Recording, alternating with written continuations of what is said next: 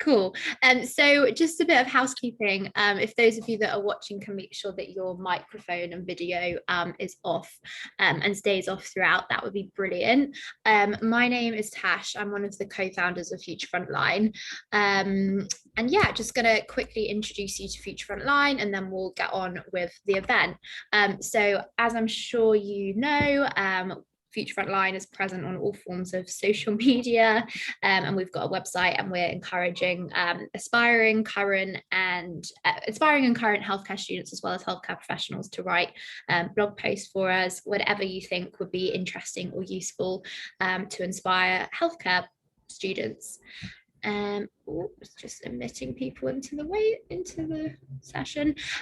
Cool. So I think it's important just to cover our sort of 3 aims at Future Frontline. So obviously, well, it seems obvious to us. Unfortunately, it's not obvious to everyone that the NHS is about far more than just doctors and nurses. And we really want to encourage that multidisciplinary team, as collaborative practice should be at the heart of everything we do to achieve patient-centered care. And obviously, you're attending this free of charge. Socioeconomic status should never be a barrier to accessing a career in healthcare. But if you would like to donate to us to keep us going, paying for things like Zoom, that would be absolutely brilliant. You can do that via how you purchase this, got this ticket, or there'll be a link at the end. Great. So I am going to introduce you to our 2 brilliant panelists.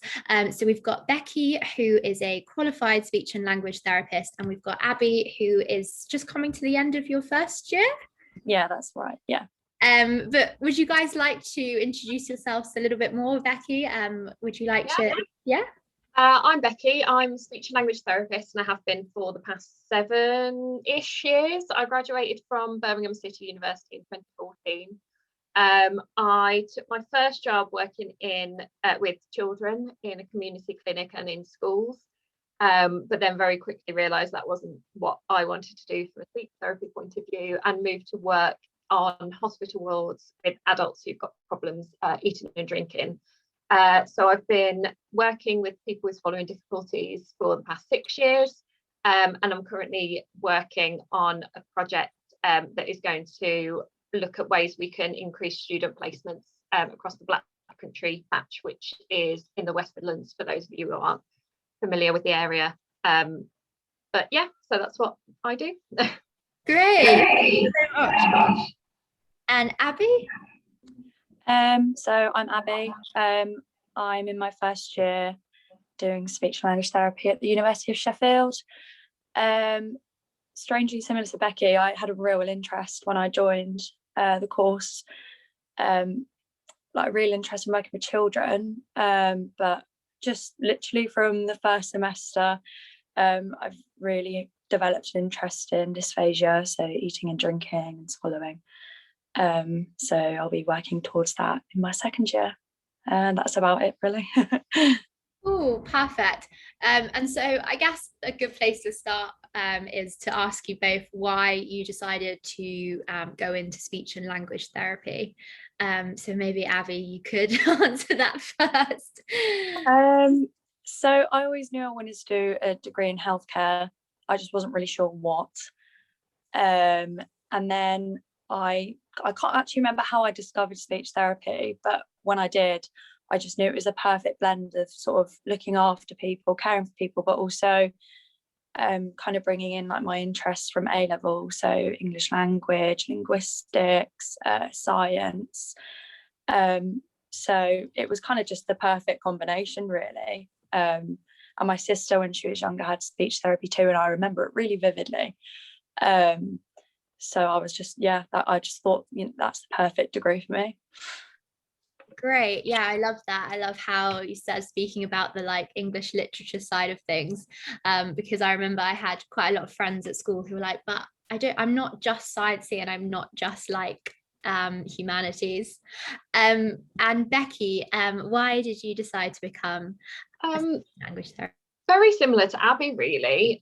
So I was doing my A-levels at the time, and I did English, literature, biology and psychology. and really enjoyed the 3, and was kind of a bit like, oh, I don't know what I want to study at university. I don't know if I want to go and do English. I don't know if I want to go and do biology. I don't know if I want to go into psychology.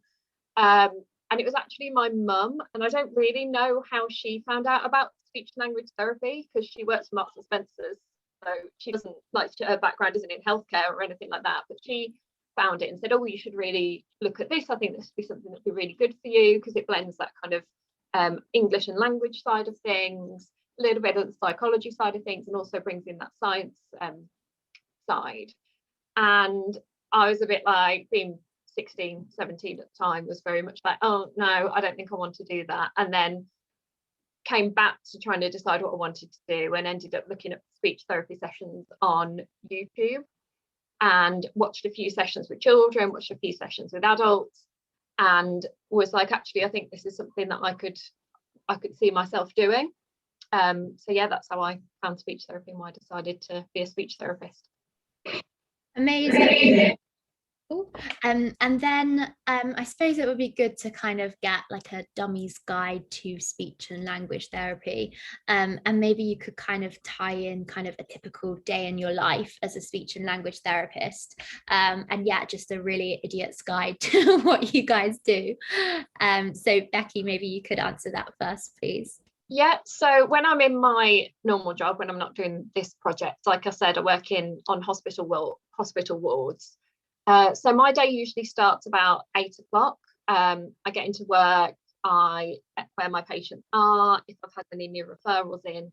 The difference with the hospital wards is it's quite fast paced, in the sense that I could have 5 referrals one day, I could have 10 the next day, and I've got to look through them and try and decide, okay, what are the worries about this person, why have they referred them to me, and decide, well, if I'm going to see them, when I'm going to see them, why I'm seeing them. So it starts off with that. I work in quite a close team, so we go through the patients together and we decide who's seeing who. If there's anyone that anyone's worried about that we can double up with, or say, oh, well, actually, I'm worried about this gentleman, could you come up with me? And we work together. So at that point, after we've decided who's seeing who, we go up on the wards, and I usually have a chat to the nurses or the doctors or the physios or the dietitians, whoever are on the ward, and gather a bit of information about that patient and try and get an idea of, again, why they've been referred, what the worries are, and what's going on. And then usually, because my background is in people with eating and drinking and swallowing difficulties, usually I then go and see that patient with something to eat and drink, and try and see what's going on with their swallow and what I can do to help, really. And then after that, I'll do notes. There might be days where I go to meetings with other members of the multidisciplinary team, so doctors, nurses, dietitians usually, and we might talk about patients we've got on the wards and what's going on with their eating and drinking, and how we need to move this patient forward to potentially look at getting them home, and things like that, really. It's quite a varied, especially working in a hospital, it's quite varied. So some days I'll have an absolutely mad day of seeing loads of different patients, and other days it's quite calm, and I have a lot of time to kind of chat with my patients and get to know them. And yeah, it's working in hospitals a lot of fun, but yeah, sometimes you don't really know what's gonna come and hit you. And I think when people think about speech therapy, they don't necessarily think, oh, speech therapists can work in hospitals and even on critical care, which is another part of what I do in my day-to-day job role. But actually, if you're a type of person that likes a really fast-paced environment, and that kind of, you don't really like, every day is going to be completely different, then working in a hospital as a speech therapist is probably one of my favourite things, and that's part of why I like it, is the fast pace and the fact that every day is different. Yeah, I can really relate to that. So if you weren't working in a hospital, what other areas could you work in?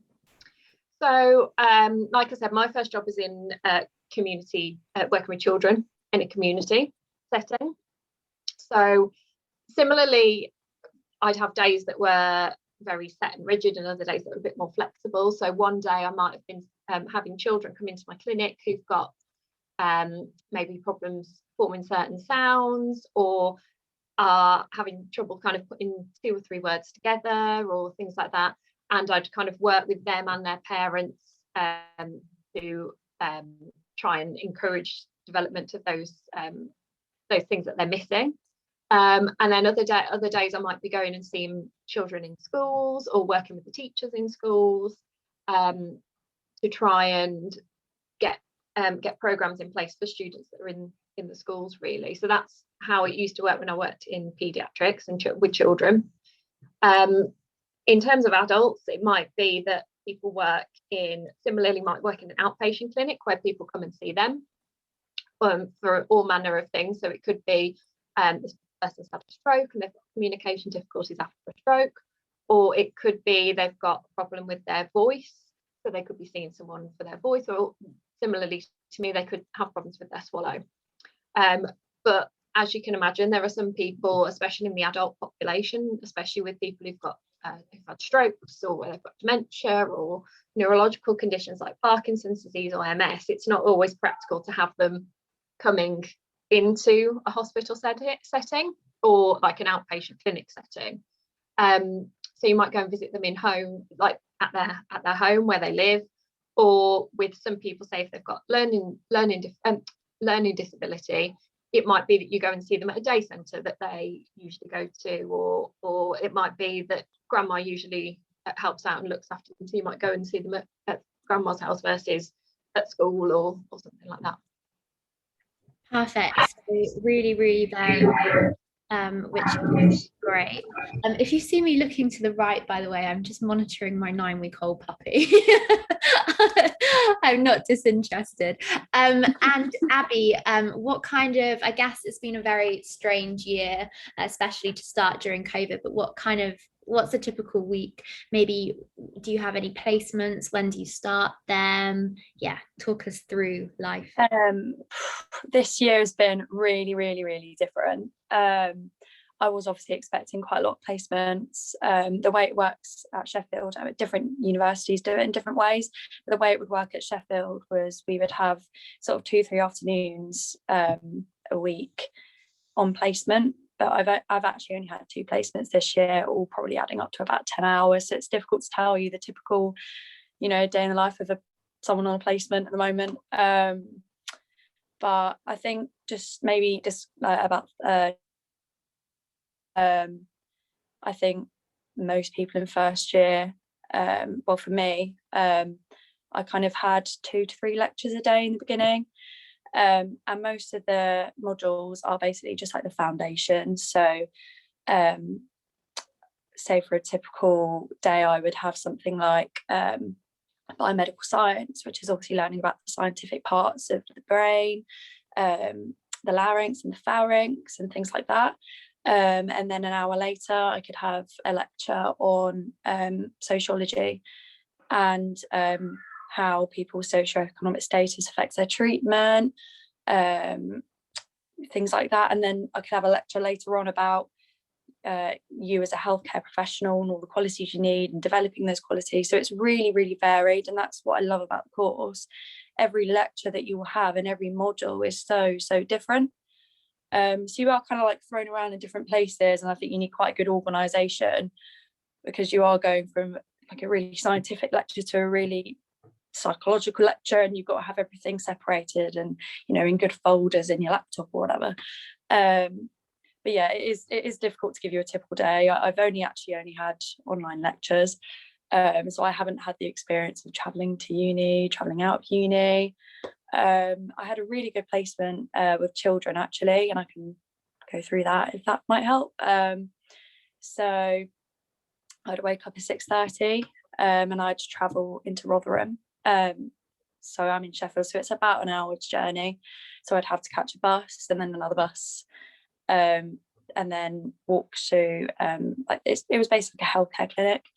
I'd spend 7 hours there, and the placement was looking at children with speech sounds. So I guess if you want a dummy's explanation of that, it will be things like children wouldn't be able to say per or bur, or would say cur instead of gur in the front of words and things like that. And I also saw children with DLD, which I think Becky said that she was working with too, whereas children can't piece together sentences and things like that. really enjoyable placement. I really enjoyed it. I also had a dementia placement, which was online, where I saw a man an hour for 6 weeks. Again, really enjoyable. Just learning about how to speak to someone with dementia, the best ways to start a conversation and keep them engaged. And then in between those placements, I'd be writing practice session plans, I'd be writing case notes, just basically, and just learning about conditions in general. So that's a bit about placement. Again, I know it's not normal, but it will be more normal next year, hopefully. Definitely. No, it's still really interesting. It sounds really good how you have, at least you've had some placements, especially from kind of almost like, well, from your first year. I think that's really good. It sounds like really varied placements. And will the placements kind of increase as you go through the next couple of years? I think so, obviously, especially if things with COVID get better. And I think as you go on, as you progress into your second and third year, you get to choose what placements you might want to try as well, depending on what you start to find yourself interested in. So that's really good as well. A lot of universities will have like a dedicated placement team, so they can look at how far you'll be traveling, what you're interested in, what sort of setting you might want to work in. So that's great as well. Perfect. And then just one final thing. Do you have any tips on how to kind of choose a university if you're looking to study speech and language therapy? So for me, I first looked at distance and kind of just ruled out the ones that are a bit too far for me. Obviously, if you're more of a home person like I am, that matters. If you don't, then you can look at all of them. The first thing I did after that was go on to each university that I was thinking about, and I would look at their course breakdown, so year 1, year 2, year 3, and look at how they structured their course. I looked at how they organised their placements. So, for example, my 2 main choices were Manchester and Sheffield, and at Manchester they do 3 big block placements. So I think they're literally 6 weeks as you go, whereas Sheffield was more sort of spaced out over the year, and you'd be doing a placement nearly all the time, but just for a shorter amount of time. So that was what suited me as well. And then when I visited, I think I went off mostly just how I felt about the university. I just found at Sheffield I could really see myself there, and I think to be honest, I just went with my gut, speaking to the students, seeing the accommodation. I know it's not a huge deal, but the accommodation was lovely, and making a choice as well based on the city. Sheffield for me was a really nice city, and I could really just see myself there. So yeah, I'd say the main things would be location, how they structure the course and placement, and just that gut instinct. I don't know about you, Becky, but I kind of just had the gut instinct when I arrived. I was similar to you. I looked at placements, but at university I wanted like a block placement. So like I said, I went to Birmingham City University, and when I was there we had like an observation week in the first year.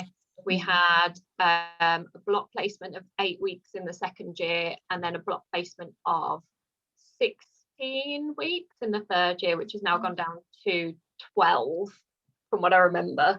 And I looked at kind of a mix of kind of location and what I liked about the courses. And yeah, I kind of went off on like gut feeling of where I applied to. In the end, I only got into one of my 5 choices, but that was because I hadn't got a huge amount of experience.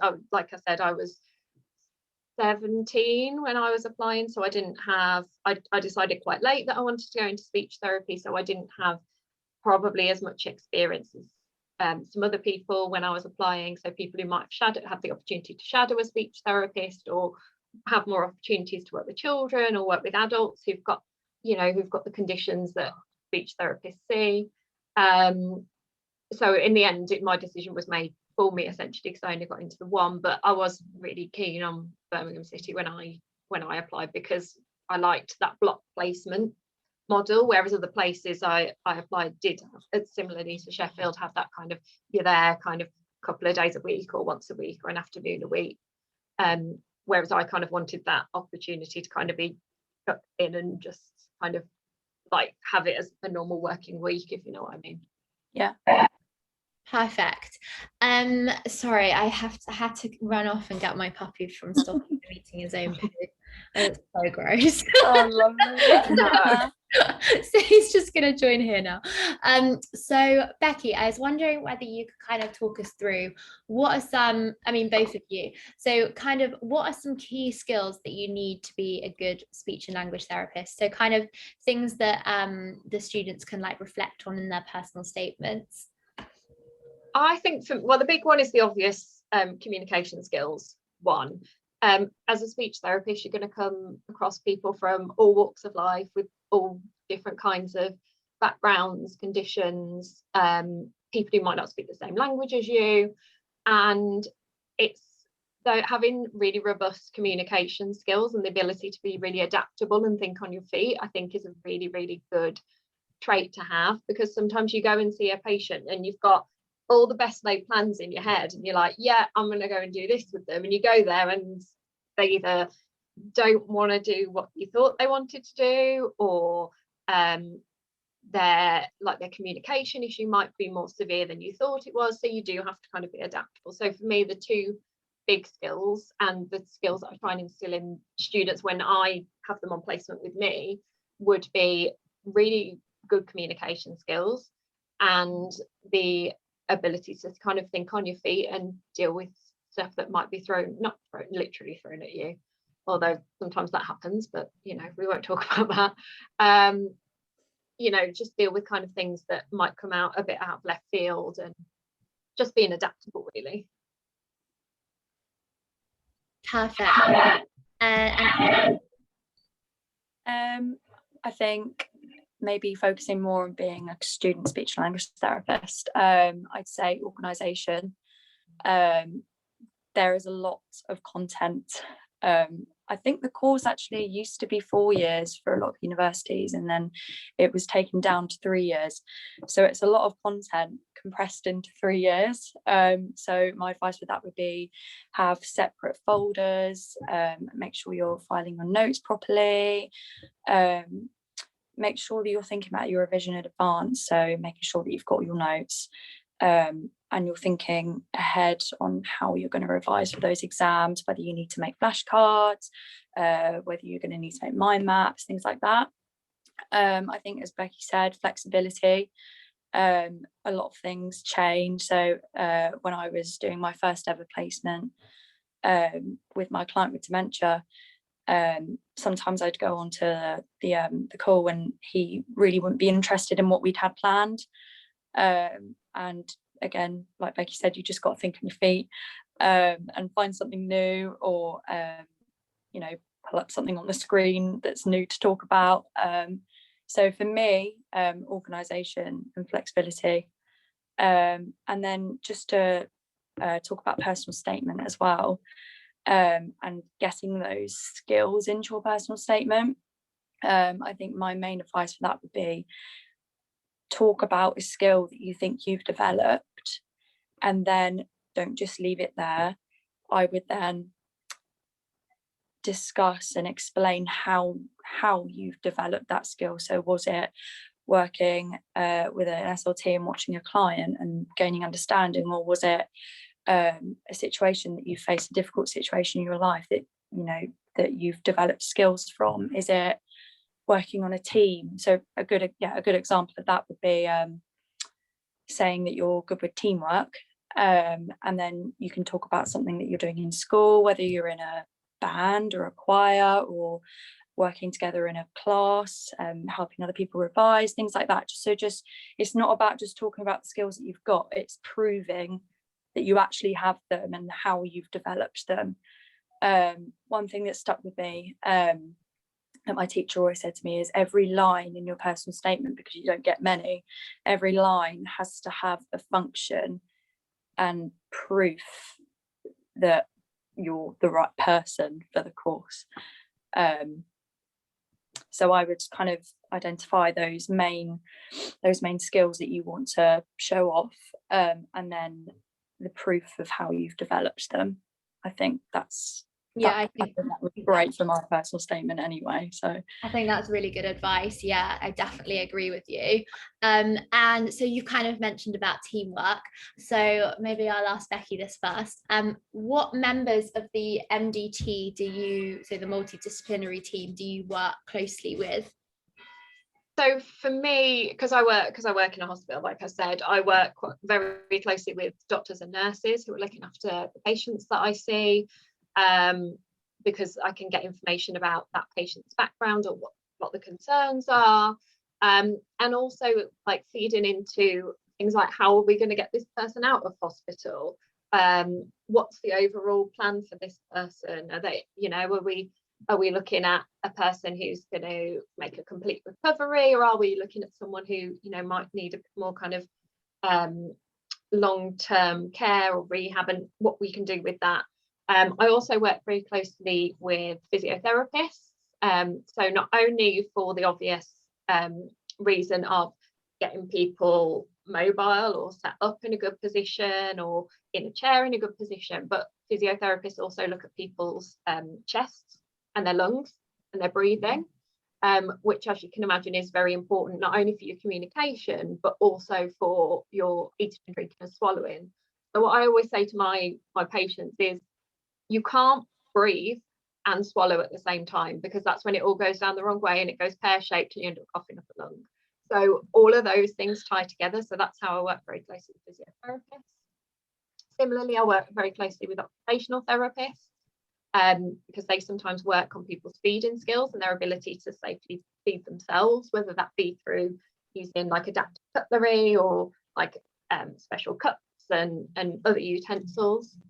And then because my background's in swallowing difficulties, I also work very closely with dietitians, looking at how they can fortify what someone's eating and drinking, so that they're able to get in all the calories and the nutrients and everything that they need. So it's quite varied. Like, there are lots of different people that I work with on a day-to-day basis. And yeah, it's one of those jobs that you can't really do on your own, because that person it's not just, oh, I'm looking at this person's communication or I'm looking at this person's swallow. You're looking at that person as a whole thing. Brilliant. Yeah.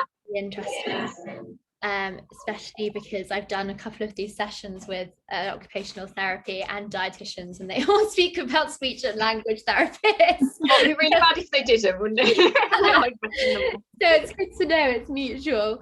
And Abby, have you come across any other sort of members of the multidisciplinary team on your very few placements? Yeah.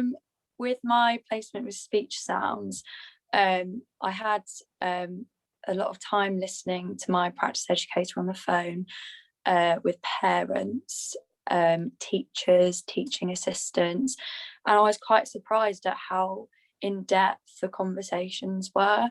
One day, I think my practice educator was on the phone to a TA for about 40 minutes, and they were kind of just discussing this one child, and I think there was kind of advice going back and forward. So the SLT was giving advice to the teacher was giving advice to the SLT. And I think when we talk about multidisciplinary teams, it's kind of just, they're basically just like working up like a big outer circle of like support. So when you think about being a speech therapist, I guess in the beginning, you'd never expect that you'd be working with a dietitian, but you have to think about the patient as a whole and their whole life. When someone has a stroke, it might not just be their speech that's affected. It's so many other things. It's their mobility, their communication, their swallowing, where they're going to live when they leave hospital and things like that. Yeah, in general, just learning to work in a multidisciplinary team. And for me as a student, learning about all the different people that you work with has been really interesting this year. And it's nice as well as a student, when I go our occupational therapist, and they'll be talking about all the things that they do. So it's good to have a general idea of what each, I think before we come to the course, of what each member of an MDT will be doing with your patient. Definitely, or at least some of them. Yeah, there's a lot. Yeah. So I'm gonna, oh, I just muted myself halfway through speaking. I'm going to open up it to if anyone watching, tuning in, has any questions for either Abby or Becky or both of them. Just pop them in the chat. And yeah, I have a bit of a tricky question in the meantime. I guess it's kind of why speech and language therapy over maybe sort of occupational therapy over physiotherapy? I don't know who wants to answer that. I find it really hard because I'm like, at the moment, like I'm promoting everybody. So I feel a bit like I'm offering physio in or OT. And if I say, oh no, don't do that, I'm be a speech therapist. Come on, sell it to us. Go on. It's about like the fact that I get to talk. I get to meet loads and loads of different people, which is the same with doctors, nurses, OT, physio. I'm really passionate about eating and drinking, which is probably why I've ended up working with people with swallowing difficulties as like my specialism, I suppose, because I think it's so ingrained into everyday life. When you start thinking about, oh, if I couldn't eat and drink, what would I do?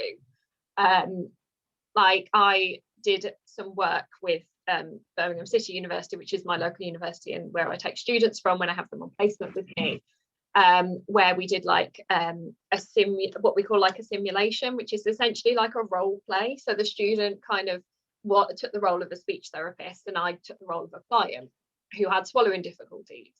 And I remember saying, well, actually, I'm really sad. I'm really upset that I've got swallowing difficulties, because that means I don't go out with my friends, because when we go out, we go and have a drink, or we go and we have a meal, or a lot of our social time is all around eating and drinking. So that's kind of why I chose swallowing. And then the reason I chose to be a speech therapist working with communication is because I just was really passionate and really interested in why we communicate, and like the function of communication, and the fact that it's not just the words that you say, and you can sort of I'm trying to think of how to phrase it. You can convey so much without actually using words, and the importance of other aspects of communication, really. And that's why I chose to be a speech therapist in the first instance, and then all the eating and drinking stuff is why I then chose to specialise afterwards. I think that's you can have a place at my speech and language therapy university. Oh, good. No, you're already one. No, that really like sold it to me.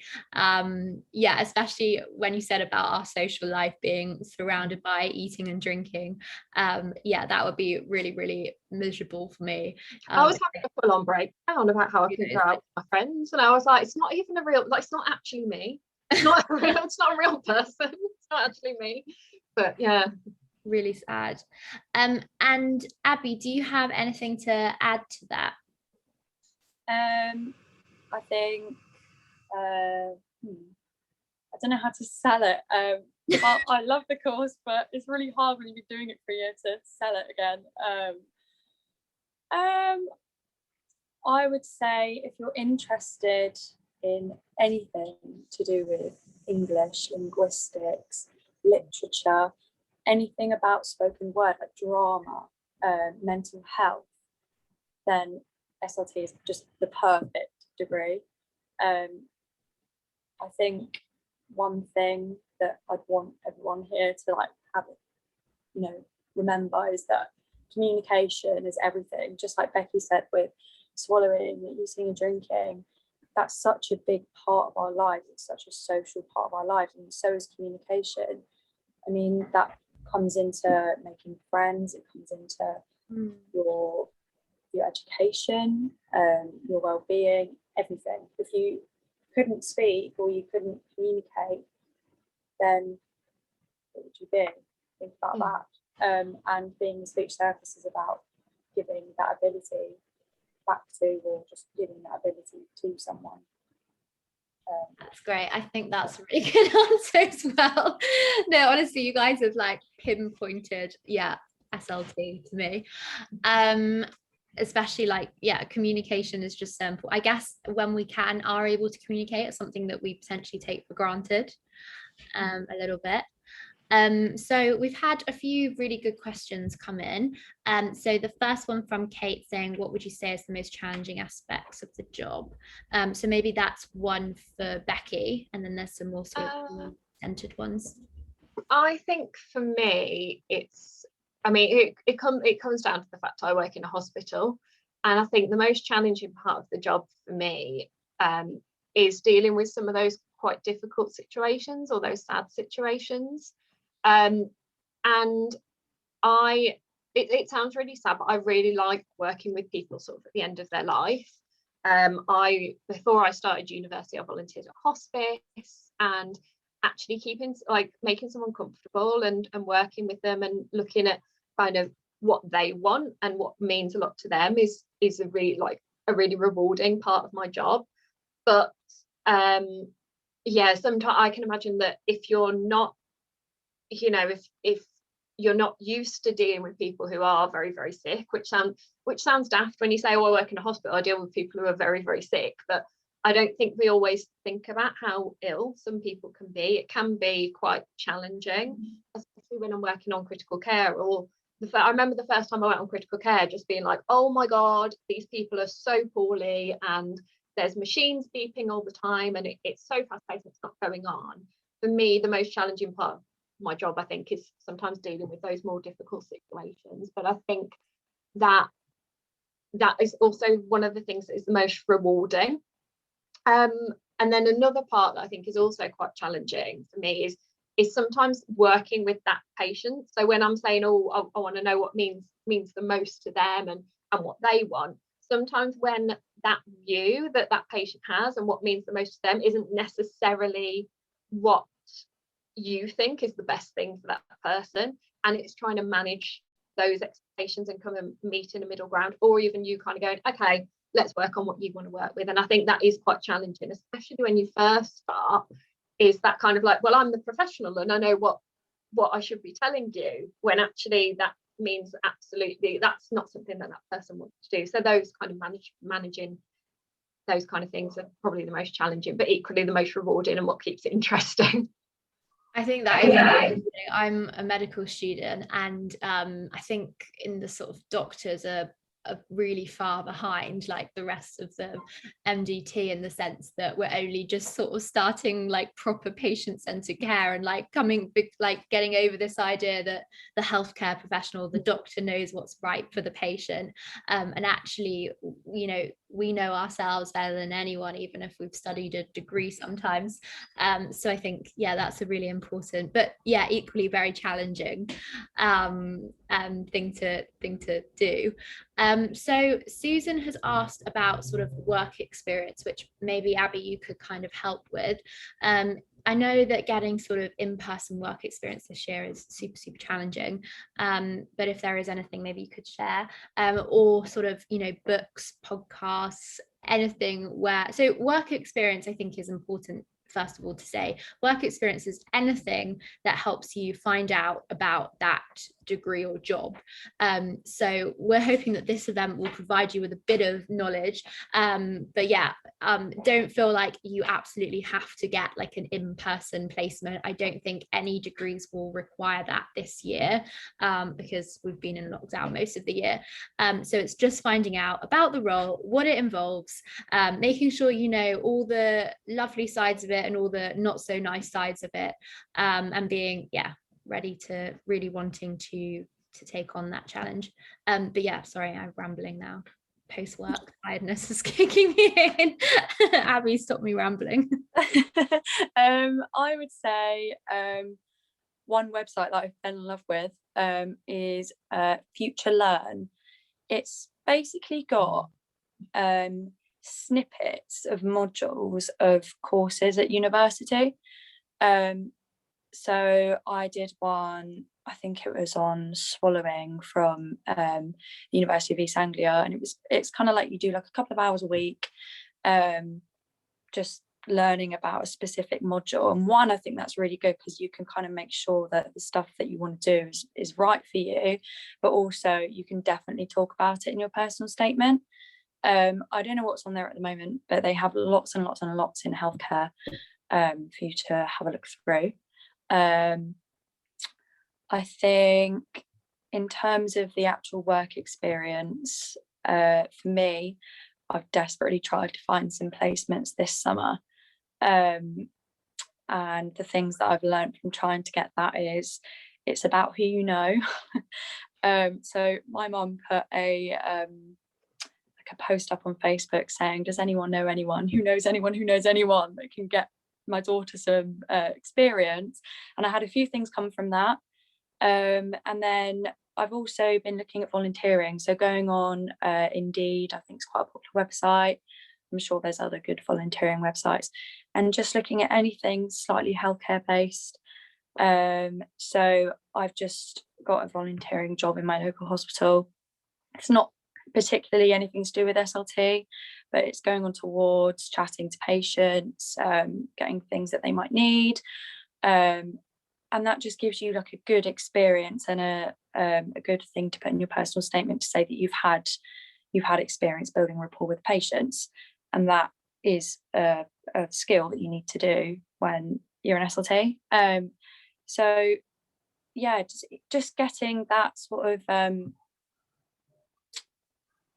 volunteering where you're working with other people, possibly working with patients. It doesn't have to be specific to SLT. And I remember in a lot of my my uni visits, they said that you didn't need to have, work with an SLT or a patient that's receiving SLT. It can just be more general. So experience working with children, experience working in a team. And as long as you can show that that's developed your skills that are relevant to speech and language therapy, you will be absolutely fine, especially in this year as well. That, I mean, university students haven't even had many in-person placements, so I don't think they'd be expecting A-level college students to be able to have placements either at the moment. Definitely. And I completely agree with you as well, in the sense that, it doesn't have to be directly related, especially when, you guys have been talking about the fundamental of SLT is communication, and you do that in so many different roles. And you do it day to day. And I guess even things like working in a shop, in a supermarket, it's, customer facing, which ultimately is what being a healthcare professional is. Well, especially feels like it at times with patients. So anything where, you can get some skills which are going to help you in the future is a good form of work experience. So somebody, Colleen, has put, is the pre-registration year competitive? Becky? I'm not sure what's meant by the pre-registration year. How does it work from qualifying, graduating and then becoming maybe as qualified? So when I left, it was just kind of, I just finished like a big block placement, so I kind of knew where I wanted to apply. I just looked for jobs on like NHS jobs, to be honest, of like jobs that are suitable for like newly qualified therapists. And similarly to Abby talking about location, for me it was about where do I want to stay? Do I want to stay around the Midlands where I've kind of grown up? I went to university here, my family's here, or do I want to go further afield? And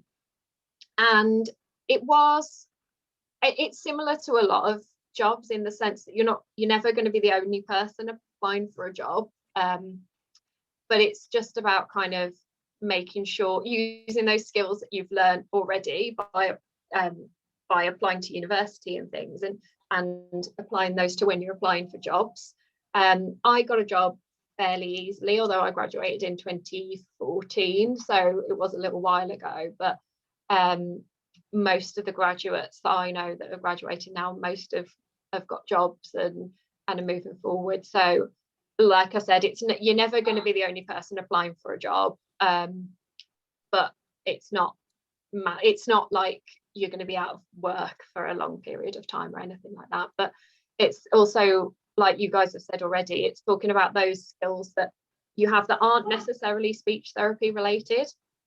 So one I use on my personal statement when I'm applying for jobs, and my partner has been applying for speech therapy courses, funnily enough, and he uses it as well, is we both do improvised drama. And from that, we are able to work as a team, listen to other people and respond to their needs so that we can collaborate and move forward with a scene. But also it's about thinking on your feet and kind of dealing with something that's thrown at you, because it's an absolutely rubbish piece of drama if you just sit there going, I don't know. So those are all, it's thinking about those skills that you have from other things that you might do and applying them to speech therapy. And it's not just about, oh, I've worked in healthcare or I've worked with children. Like, there's lots of things that you've probably done already that would apply, and you can kind of put a speech therapy twist on it, really. Great. I would be so awful at improvised drama. I would You get used to it. Well, I would just say absolute rubbish. Oh, that's what I do all the time. It's fine. That's part of it.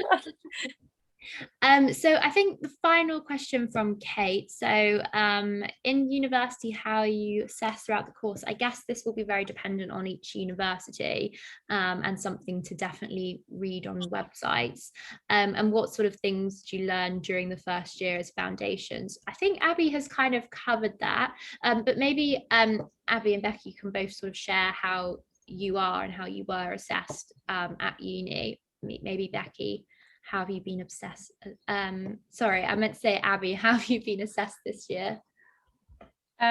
So I agree with you, Natasha. You need to look at the websites for the uni and look at the course, because I think there will be slight variations in how students at certain unis will be assessed. But in general, I think it's quite a variation, which again is really nice. So some units will just be written exam. Some units will be you're with a client and you'll have someone sat next to you assessing you, or in my case, someone pop into the Zoom meeting and assess you. What else do you have? You have essays. I think especially in first year, you tend to do a lot of group-based projects as well. So I've had two. One was on adherence, so how likely it is someone is going to agree to receiving care based on different factors, and the other one was making a big sort of leaflet on aphasia. So again, it's so varied, and it might be different in non-COVID times. I'm actually going through exams at the moment. I've had 3 end-of-year exams, but one tomorrow, and they're all multiple choice. I'm pretty sure that's just because we're in COVID era at the moment, and they're online, but who knows, they might keep them that way. I really don't know. I think that answers everything. Perfect. Oh, thank you so much for joining tonight. If you've got an exam tomorrow. I need a distraction because I've just been working all day. Yeah, I bet. Yeah, it gets to the last evening and you just need to switch off. Okay, so I guess maybe just sort of final words. What's your one big piece of advice for anybody considering speech and language therapy, or anything you want to share? Becky?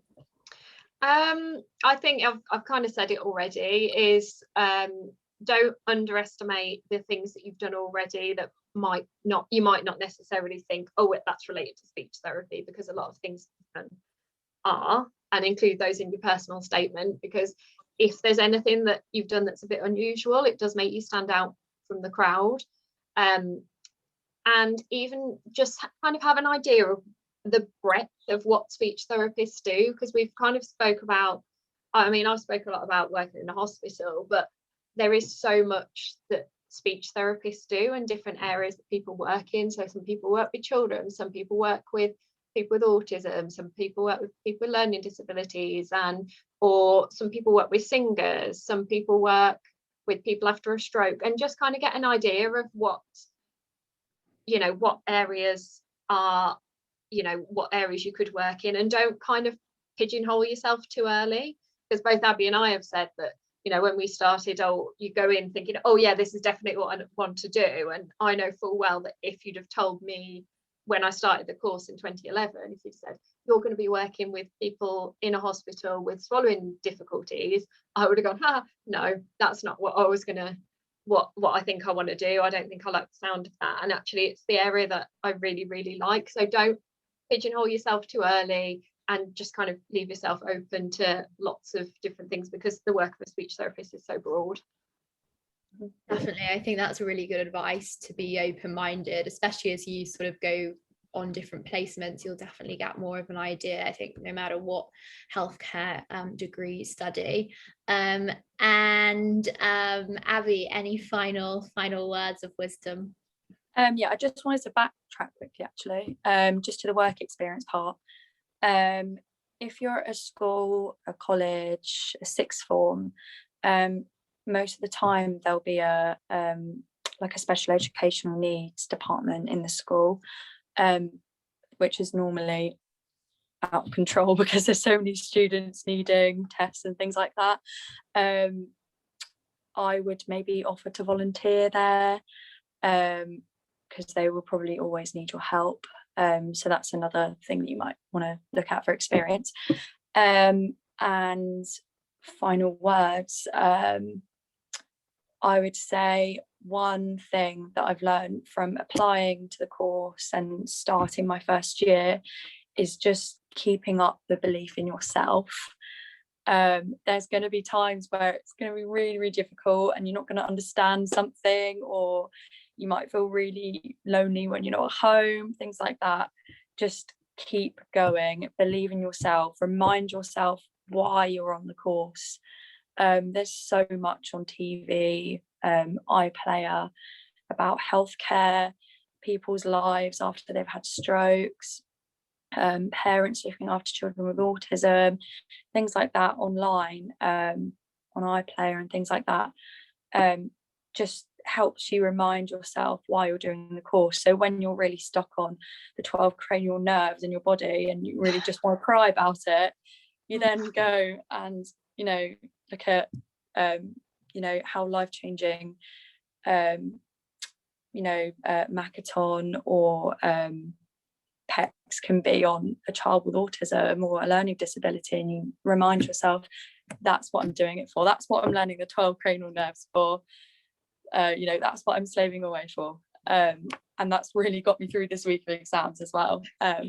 So yeah, just faith in yourself and reminding yourself why you've chosen the course and how rewarding it will be at the end, which I'm sure Becky can. Yeah. I mean, I think that's worth it. I think that's such good advice. I definitely do the same. I definitely couldn't tell you the 12 cranial nerves off by guilty. And yeah, I literally do the same. I put 24 hours in A&E on when I'm like, why am I doing this? I just don't want to. But thank you so much, both of you, for coming and sharing your life as a SLT student and qualified SLT. It's been really interesting. I found it really interesting. I've learned so much. I think for everyone listening, if you can learn more about like you both said about the different sort of allied healthcare professionals, I think that's so important, because ultimately you will be working with them. I am popping the link to the feedback form on the chat now. If you just fill that out, and then it will send you a certificate of attendance just to say that you've attended, obviously. And yeah, thanks so much for coming. We'll put this on YouTube at some point over the next week, so you can listen to it back or tell your friends or anybody else who you think might find it useful. But yeah, thank you so much, guys. Yeah, I'm gonna end it now, but thank you. Good luck. Thanks for having me. Bye.